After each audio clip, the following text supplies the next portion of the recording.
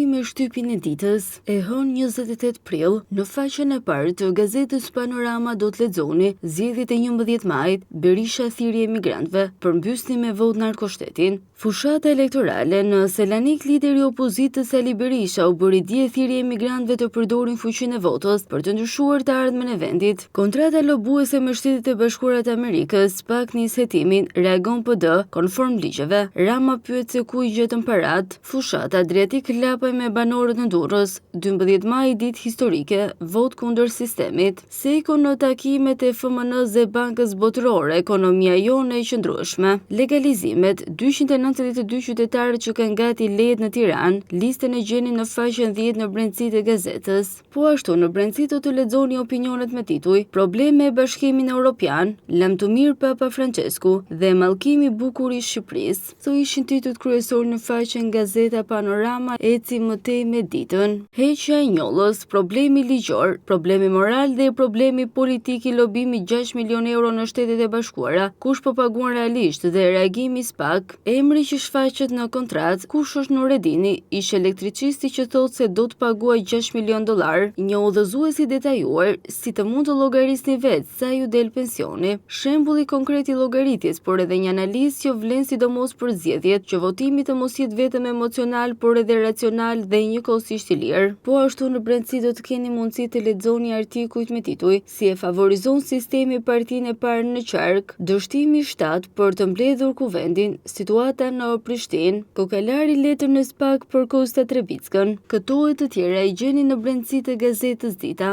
Vazhdojmë më tej me Telegrafin që çelet me krye artikullin: Vota e diasporës, a ke letër KQZ-s, na jep kontratën me kompaninë DHL.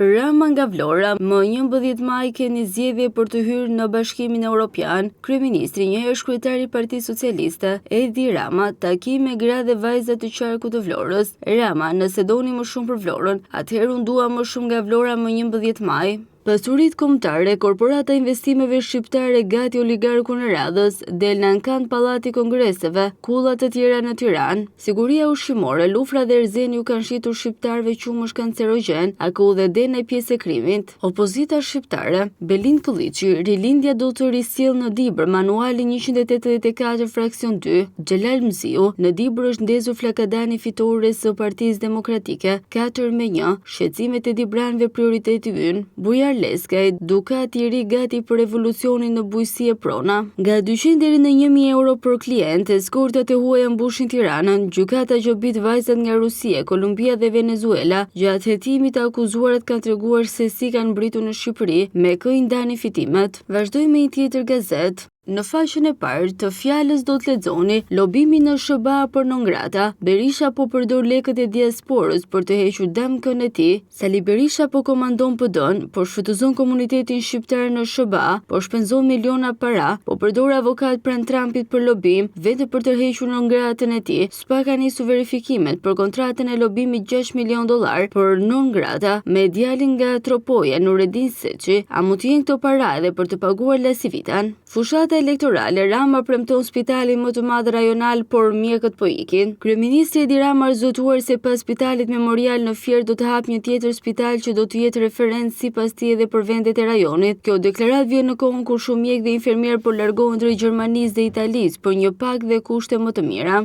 Intervista: Gashi, nuk ka nevojë për panika po zgjedhje të parakohshme parlamentare. Koment: 100 ditë, kaq u desh për ta ndarë Amerikën nga bota.